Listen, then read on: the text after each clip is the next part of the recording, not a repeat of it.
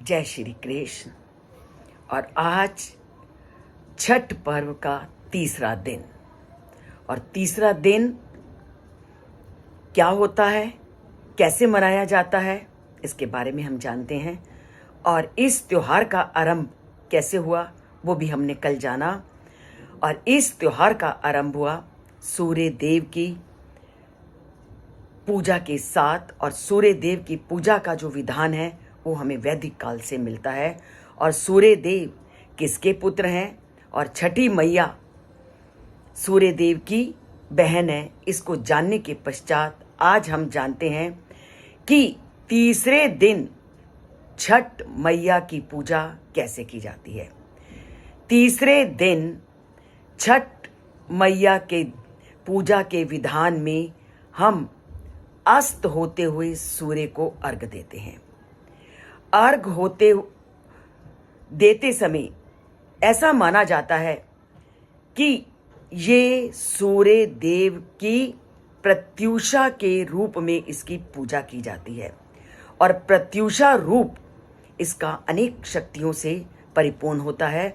तो इसलिए जो छठ पूजा के तीसरे दिन डूबते हुए सूरज को अर्घ्य दिया जाता है। अब इस दिन प्रसाद किसका बनता है? इस दिन प्रसाद बनता है ठेकुए का, चावल के लड्डू का, और चढ़ावे के रूप में फल आदि को इसमें शामिल किया जाता है। और क्या किया जाता है कि शाम के समय बांस की टोकरी में अर्घ्य का सूप सजाया जाता है और तालाब या नदी के किनारे इकट्ठे होकर के सब लोग डूबते हुए सूर्य को अर्घ्य देते हैं।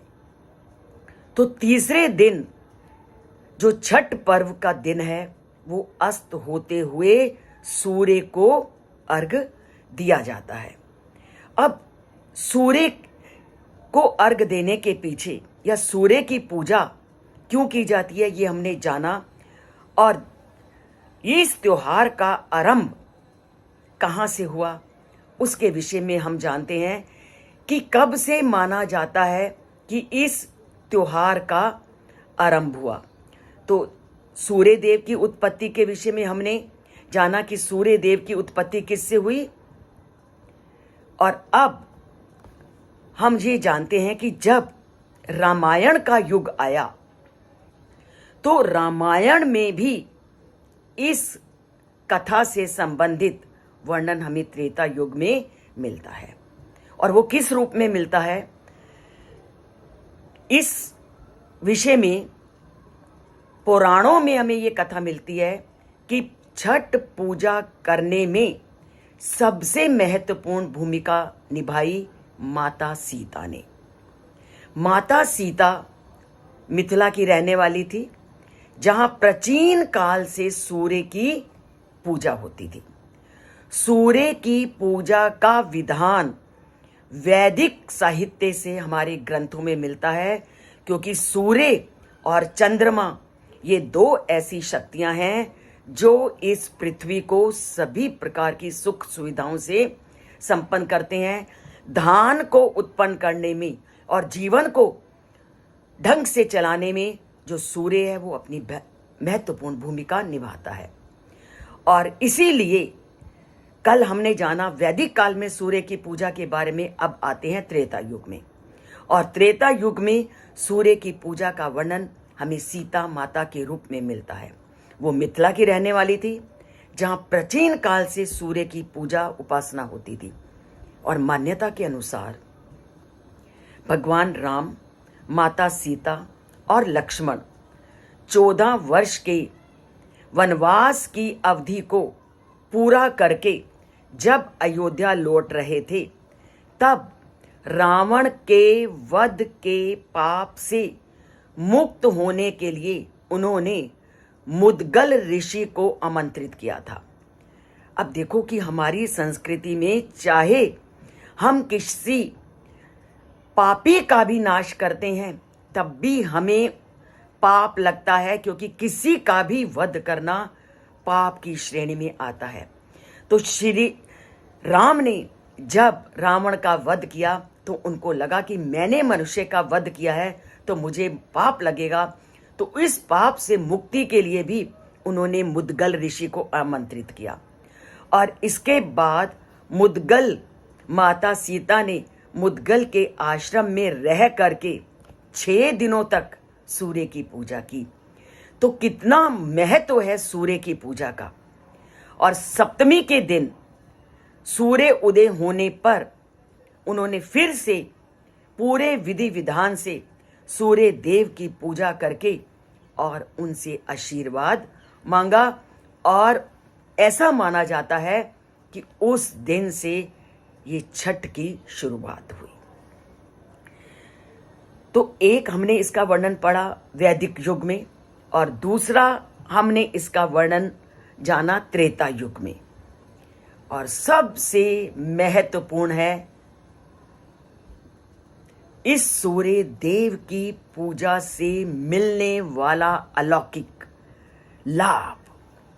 और इस सूर्य देव से मिलने वाले लाभों से हमारी प्राचीन काल से सभी लोग अच्छी तरह से विदित थे, जानते थे।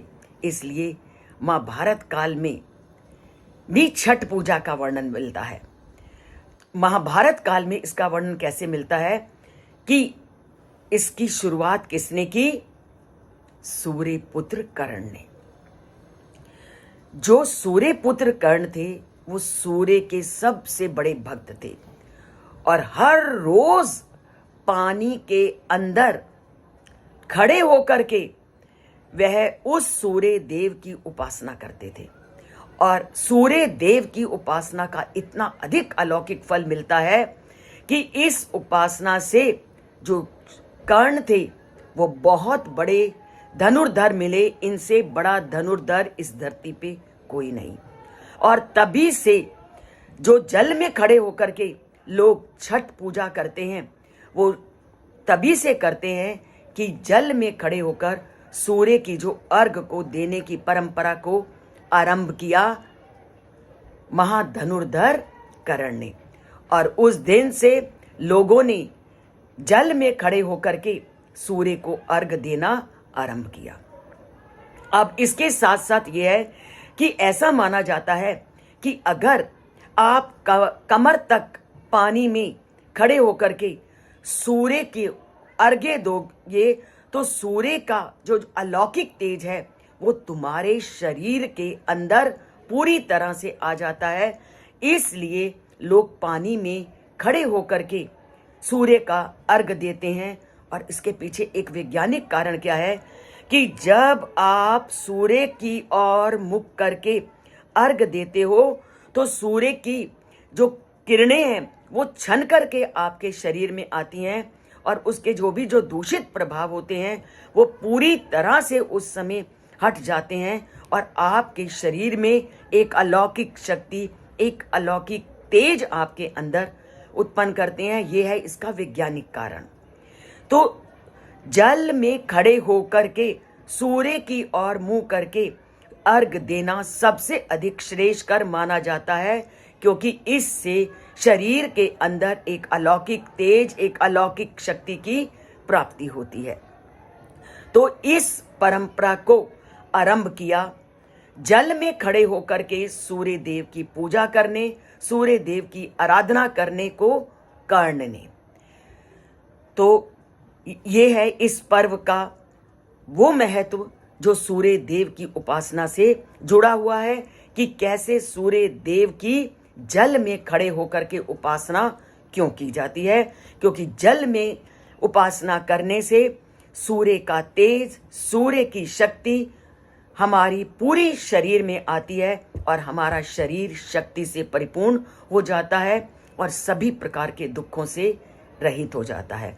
और माँ छठी की पूजा भी इसलिए की जाती है ताकि वह हमारे जीवन को निरोगी, सुखों से परिपूर्ण, समृद्धि से परिपूर्ण बनाए।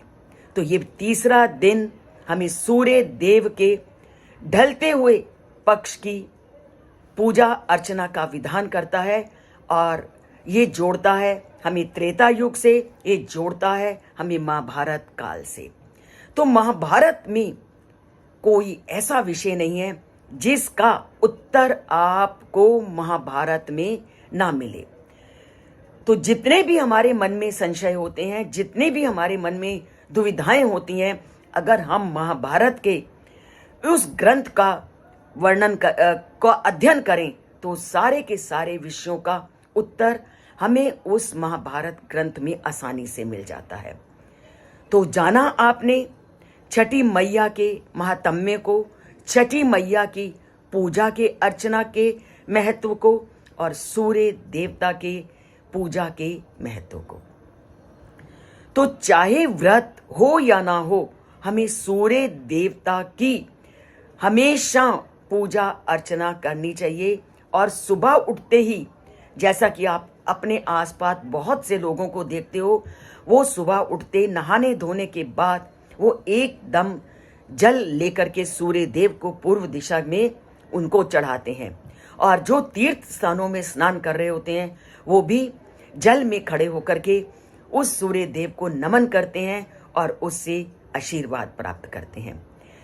तो चाहे त्योहार हो या ना हो, वो हमें इस बात का संदेश देते हैं, इस बात का ज्ञान देते हैं कि सूर्य देव की पूजा आप सुबह नहाने के पश्चात उसको जल का अर्घ्य देकर जरूर कीजिए और उनसे उनके जैसी शक्ति, उनके जैसा तेज, उनके जैसा जीवन आप प्राप्त करेंगे।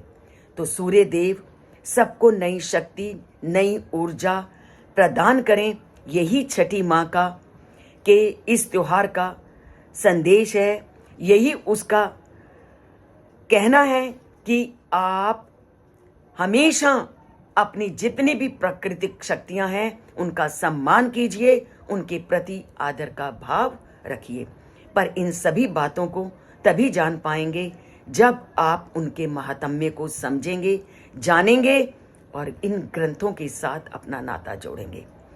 तो जोड़िए इन ग्रंथों के साथ अपना नाता। इस चैनल से जो भी ज्ञान मिलता है अगर प्राप्त करना चाहते हैं तो इस चैनल को एक बार सब्सक्राइब कीजिए और इस चैनल से जुड़िए।